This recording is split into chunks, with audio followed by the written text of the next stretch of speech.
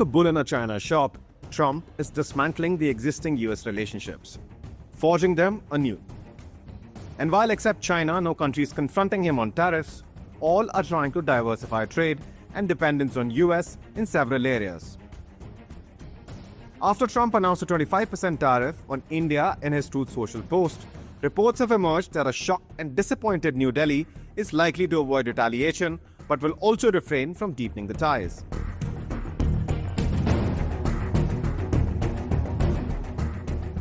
According to a Bloomberg report, India is looking at ways to reduce its trade surplus with the US.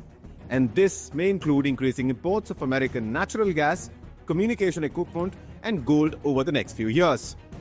But the government is not considering any new defense purchases. This will have a direct impact on the US pitch to sell India the advanced F-35 fighter jets.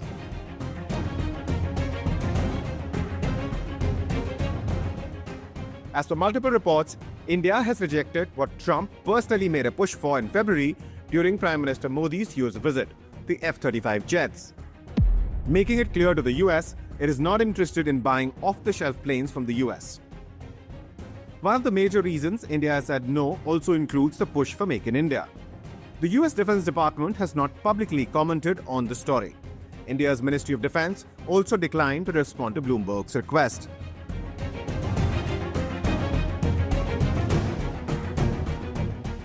In a series of posts on Truth Social, Trump launched a direct attack on India's trade policies. He said, "India is our friend. We have over the years done relatively little business with them because their tariffs are far too high, among the highest in the world, and they have the most strenuous and obnoxious non-monetary trade barriers of any country." In his post, Trump also criticized India's defense and energy ties with Moscow. And at the cost of riling up the Modi government, which has repeatedly clarified that Trump played no role in establishing the ceasefire between India and Pakistan on 10th May, that Trump further said, "I don't care what India does with Russia. They can take their dead economies down together. For all I care, we have done very little business with India. Their tariffs are too high, among the highest in the world."